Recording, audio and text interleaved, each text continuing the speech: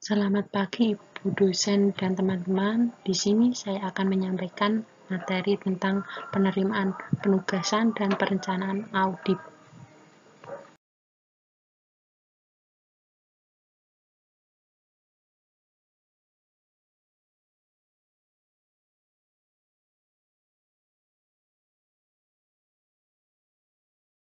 Identifikasi lingkungan khusus dan risiko luar biasa. Ada beberapa. Yang pertama, identifikasi maksud pemakaian laporan keuangan audit secara perusahaan publik atau privat dan pihak ketiga yang akan memakai laporan. Yang kedua, nilai prospektif, hukum, dan stabilitas keuangan klien. Yang ketiga, identifikasi batasan lingkup.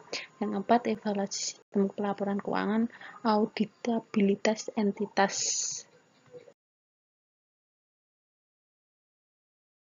Kemampuan untuk mengaudit. Yang pertama, jasanya diinginkan. Dua, identifikasi tim audit. Ada seorang partner, satu atau lebih manajer, atau satu atau lebih senior auditor, atau para asisten. Yang ketiga itu pertimbangkan kebutuhan untuk konsultasi dan penggunaan para ahli atau spesialis. Contohnya insinyur, aktuaris, atau Miss Advisor.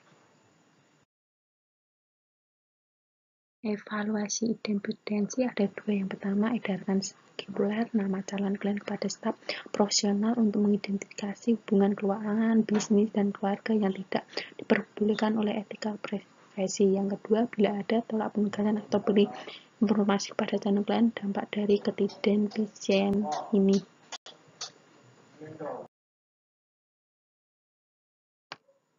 Putuskan untuk menerima atau menolak audit. Pertimbangan untuk menolak perkataan audit ada tiga. Yang pertama, integrasi manajemen atau tidak memberikan bukti selama audit. Yang kedua, klien menolak untuk merevisi salah satu dalam pelaporan keuangan. Yang tiga, klien tidak mengambil tindakan yang sesuai terhadap temuan atas kecurangan atau pelanggaran hukum. Buat surat perikatan audit. Isi surat perikatan. Yang pertama, identifikasi yang jelas tentang entitas dan laporan keuangan yang harus diaudit. Yang kedua, tujuan audit. Yang keempat, referensi terhadap standar profesional atau standar auditing, undang-undang, peraturan lain yang harus diikuti auditor. Yang keempat, penjelasan dan lingkup audit dan bertanggung jawab auditor. Yang kelima, pernyataan bahwa audit mungkin tidak menemukan seluruh ketidakberesan yang material.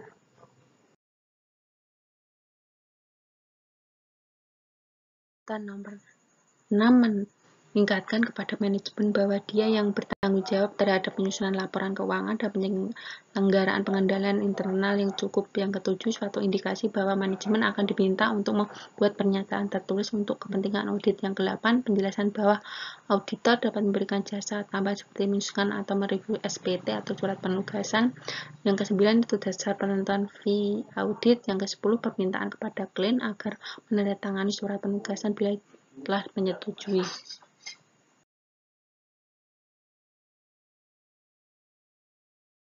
Perencanaan audit ada 6. Yang pertama, menempatkan pemahaman industri dan bisnis. Yang kedua, melakukan prosedur analitik. Yang ketiga, menetapkan tingkat materialitas awal.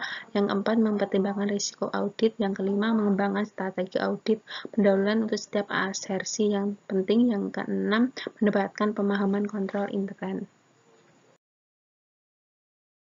Mendapatkan pemahaman industri dan bisnis. Yang pertama, siklus bisnis klien. Yang kedua, senior manajemen. Yang ketiga, tujuan dan sasaran manajemen. Yang keempat, sumber daya organisasi. Yang kelima, produk dan jasa, pasar, pelanggan, dan pesaing. Yang keenam, proses inti entitas dan siklus operasional. Yang keenam, keputusan, investasi, dan financing entitas. Prosedur untuk memahami bisnis dan industri. Yang pertama, review data industri dan bisnis. Yang kedua, review informasi kunci bisnis. Yang ketiga, kunjungan ke lokasi perusahaan. Yang keempat, menanyai komisi audit. Yang kelima, menanyai manajemen. Yang keenam, review kertas kerja tahun lalu. Yang ketujuh, menentukan keberadaan transaksi.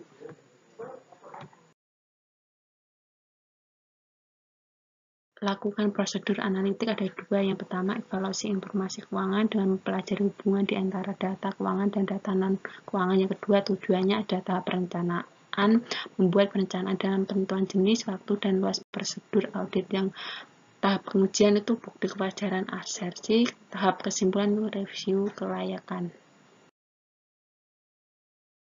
Langkah-langkah prosedur analitik ada 6, yaitu yang pertama, identifikasi perhitungan atau perbandingan. Yang kedua, mengembangkan ekspektasi atau estimasi hasil. Yang ketiga, melakukan perhitungan atau perbandingan.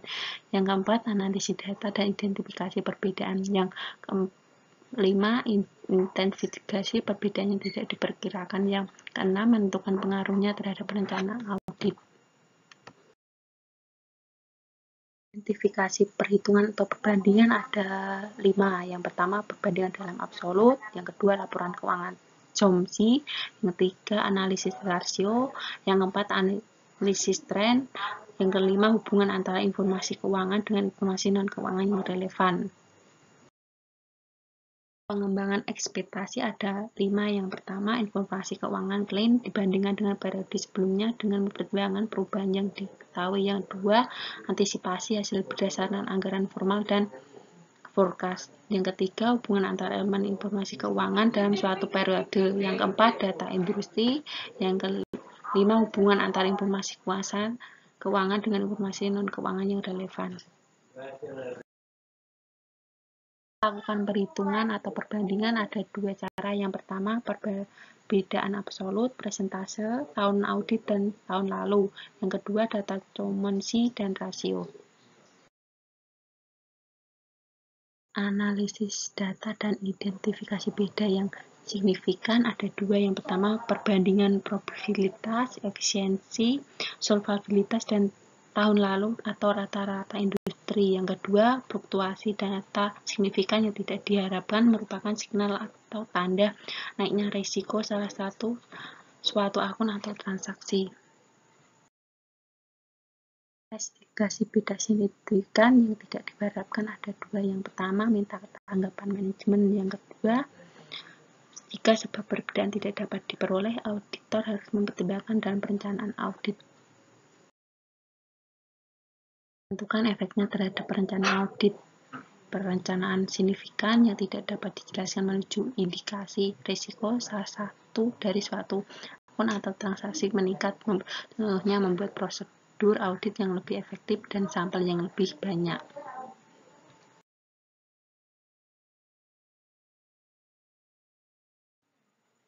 Terima kasih.